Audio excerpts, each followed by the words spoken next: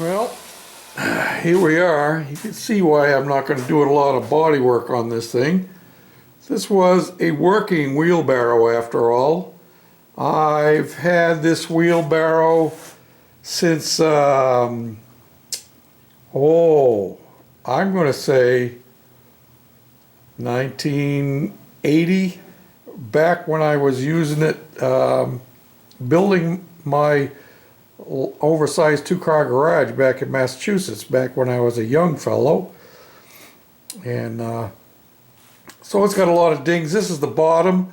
I'm not worried about getting all of the paint off here. This is going to get covered with bed liner, as is the inside of it.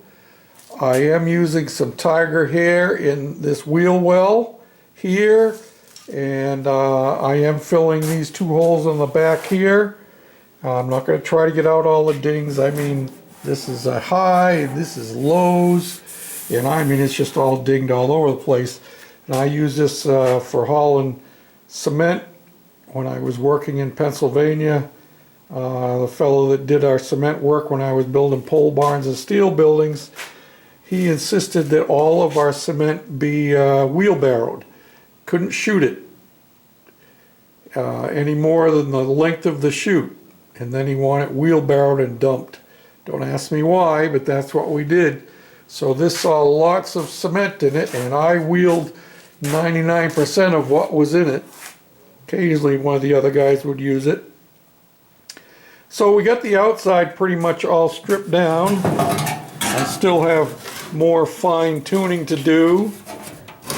The inside, let me roll this up here.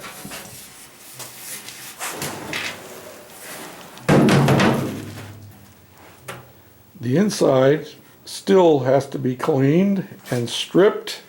I started doing the bottom and my wheel. I'll tell you what has worked the best for getting the paint and stuff off is this wheel right here, mounted on one of my angle grinders.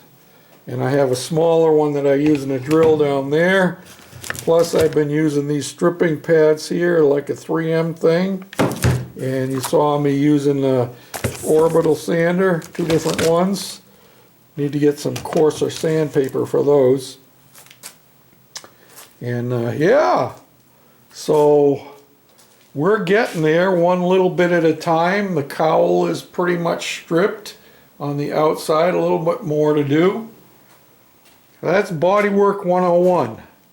Now, if you want to see some really good body work being done, you go and check out Cedell, C-E-D-E-L-L.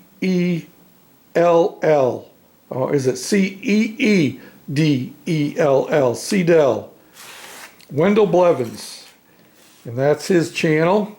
And he does some really nice body work. And Bridge Chev Truck is doing some pretty nice body work. And Fireman, I can't think of his whole thing.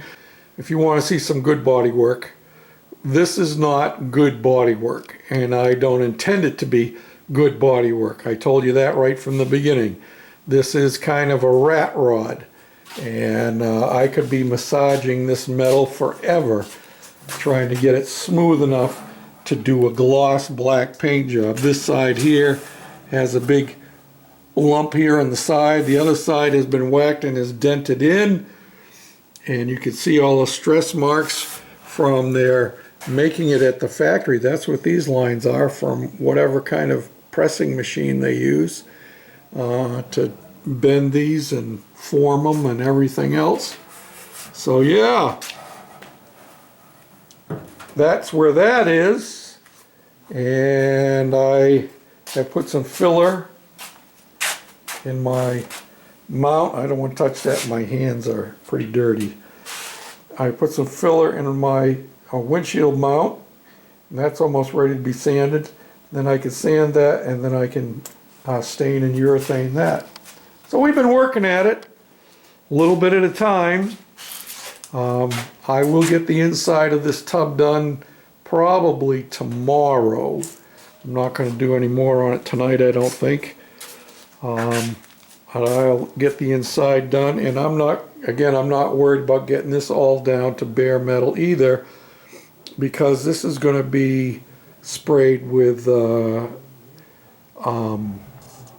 truck liner, bed liner. So that's it for today here on the Shade Tree Fix-It Man channel and on the Goofy Cart. And all I have to do is turn over here, and a couple of my subscribers have been wondering what I've been doing on the layout. Well, the answer is I have been doing absolutely nothing. But I promise in the next little while I will get back to it. Here's a hint of some of what's coming up. Yep, I'm preparing stuff to be used on the railroad. Harry Faber's been using this stuff for dirt. I use it for dirt, but I also use it for something else. You know what those are, by the way. Those are tea bags, and I just let them dry out. Well, it's great for dipping into and making cat o' nine tails like that. So I got more to do over there, and more besides that. I need to make a fair amount of it to go along there. And I picked up this at a thrift store, and that's going to get incorporated into my creek bed there, so I need to make some modifications to my landscaping over the creek. And then we need to get this track back in here put back into place. It's the one that goes in underneath on the lower level and goes through the mountain. If I got that all hooked back together, and then I could do my ballasting along here and finish off some of the scene work, then we could make a full loop again. Oh, I have one other thing I have to do. I have a piece of track that keeps derailing my cars back down in there, and I think it's that joint right there. And I've got to take this mirror down and fix that. So yeah, then we could be making a full loop there. And when the moon shines over the cow shed, I'll be waiting at the kitchen door. Thank you, Scott, for the moon over our pond.